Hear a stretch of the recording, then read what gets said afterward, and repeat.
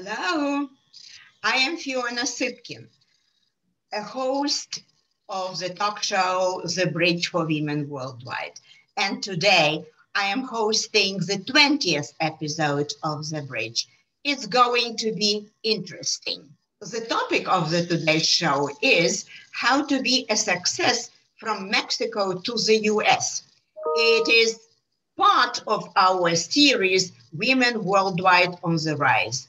And the guest for today's show is Adriana Sotomayor, press-attache for the Mexican consulate. She is from San Diego, California. Originally, she is from Mexico City, Mexico. Today, in our talk show, you will learn how Americans by choice, that is, immigrants, can contribute to overall success, unity, and well-being of America. So Adriana is an expert on that. Stay with us, please. But first, let me say something about myself as a talk show. A professional educator and former Fulbright scholar, I rooted my talk show in my Huffington Post blogs and the recent book, How They Made It in America, Success Stories and Strategies of Immigrant Women, from Isabella Leander to Ivana Trump to fashion designer Josie Natori, plus more. And today I have a distinct honor to invite and speak with Adriana Sotomayor, who I met at one of the CETA USA congresses where she was interested in my book. This is our story. Welcome to the show, Adriana. I'm happy to see you. Thank you very much for this warm welcoming, Fiona. I honor you for the visibility that you give to the effort behind the stories of prominent women, because you are a true example of that. So thank you. Thank you for having me. You're very welcome. I'm happy to see you, I tell you again. And let me introduce you properly here at the bridge. Ladies and gentlemen, born and raised in Mexico City, Mexico, Adriana came to the United States in 2008. She is currently a consular representative and press attaché for the Mexican consulate in San Diego. She is helping the local Mexican community to integrate with a bigger USA society and culture. And this is a big deal in our day and time. Let me tell you that. Well, welcome again, Adriana. Thank you. My first question is, as a press attaché and consular representative, could you kindly define what consular representative actually means? I would like to know what you have been doing. Well, I'm being a consular representative for almost 10 years now. I have successfully led 10 of the 11 departments at the consulate. So numbers are not my style, but the other ones, so communities from consular services. So I think it's very important to provide our connationals, Mexicans living abroad, a house of service. So from getting their IDs to promoting programs or to developing, press conferences to let people know what's going on. So you name it.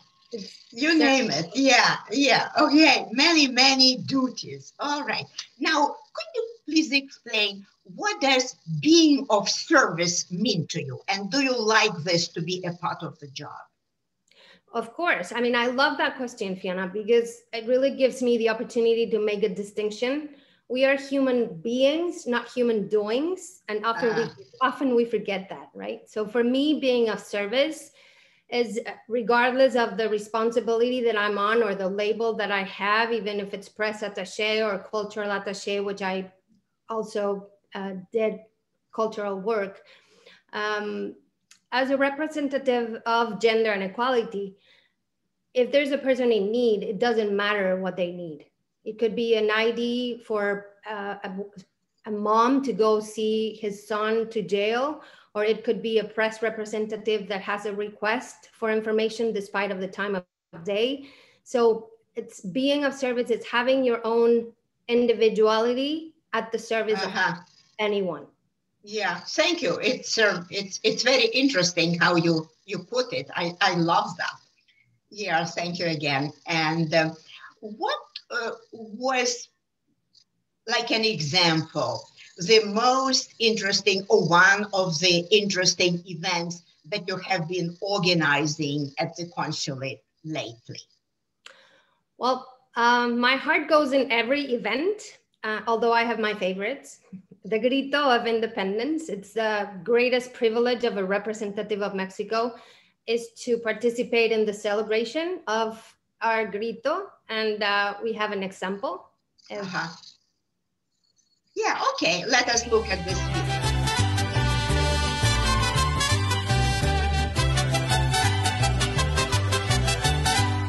Es un gran honor estar hoy con ustedes y el poderlos recibir en esta celebración del 209 aniversario de nuestra independencia nacional. The greatest privilege that one can have is to represent your own country abroad, and the second greatest privilege is to give the grito de independencia. ¡Viva México! ¡Viva México! ¡Viva México!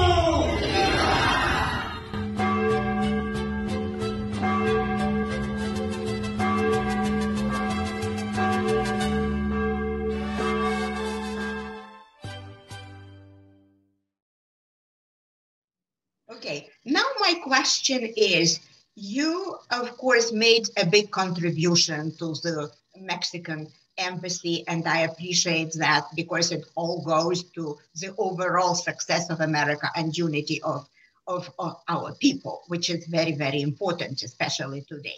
Now, over the years, what were the organizations that you liked most to work with, or some programs that you liked to work with? I think the most important organizations are nonprofits that work for the protection and defense of Mexicans abroad. Because I do believe that they are integrated by people that have walked the path. So it's easier for them to guide people to or through and really understand, meaning as under where they are standing, and really be empathic. So I really appreciate those, you know, ACLU and a lot of people that have reached out to us offering help. So it's mostly nonprofits that are dedicated to the benefit of foreigners abroad. Thank you so much, nonprofit. I will remember that. Okay, Adriana, you of course know that I authored a book, How They Made It in America. And one of the 18 ladies who I featured in this book, Successful Immigrant Women, is a Mexican girl, born and raised like yourself in Mexico City, Mexico. She started in America, in Los Angeles, by the way, from scratch, very, very low. But she is now an associate professor in sociology in one of the most prestigious colleges in Pennsylvania, Bryn Mawr College. Now, my question is, in your consulate, do you invite the ladies like Veronica Montes to showcase their achievements to the rest of the Mexicans so they could learn that integration and success go hand in hand, things of that nature? If you do, please give an example. Yeah, as a matter of fact, as of last week, we organized a press event where we invited a lawyer. She is from Mexico. She was brought as an infant. She's a DACA. So being a DACA, she is participating and she has her own practice helping kids that could apply to DACA right now that it's opened again. So I think it's very important not just to have her, but to set an example to all the Mexican women and men that want to make it, that it's possible. It's not just this great stories that they hear like on national TV. It's like bringing them locally, a person from their community, to outreach to them and teaching them how to do it and how to make it in America. Yeah, I quite agree. Role models is something that I wanted to do in my book. I believe that it works the best. Yes. Now, here's my next question to you, and this is about individual success, your individual success. Do you see the screen now? Yes.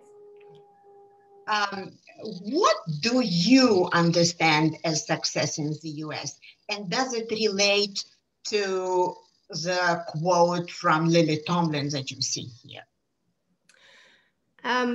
Well, 12 years ago, I made it the tough decision to move to the United States with my 3 sons. They were 7, 9, and 11 years old. And wow. It was as a result of what today we would describe as a forced migration. I am a survivor of domestic violence. So yes. I think that for as long, relating to the quote, I think it is. I mean, for as long as we have our values and our principles attached to our goals and ideals, I think success will always be under construction.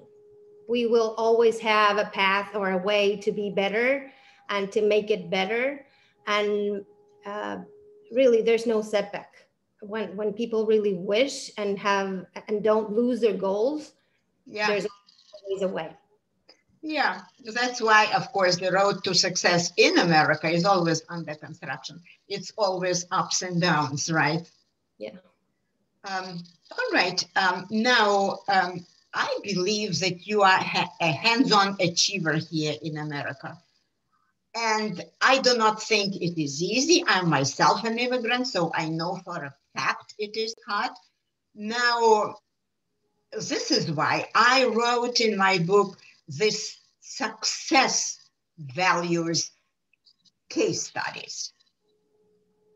What are your own success values that helped you on your way to success? If you were to choose 2 out of 7, which ones would you choose, Adriana? Well, 2 out of 7, and in a book that you really wrote them pretty, it's like everything, but since you are limiting it to 2, I will use the best 2 that I love the way you put it in your book. The one is communication skills and creativity. And the other one is emotional intelligence. And if I may, I would like to say that we are the expression of our belief system. And I believe it's our responsibility to find a way to overcome the blockages and barriers that keep us from fulfilling our dreams. So first of all, emotional intelligence, because we need to become responsible for our own adulthood. And communication skills and creativity, because we need to learn how to express that personality that we all have. And we all have something to put on the table for a better world. So I think those 2 have been an underlying pillar for my success. Thank you so much. Thank you for sharing your values, because they made you who you are.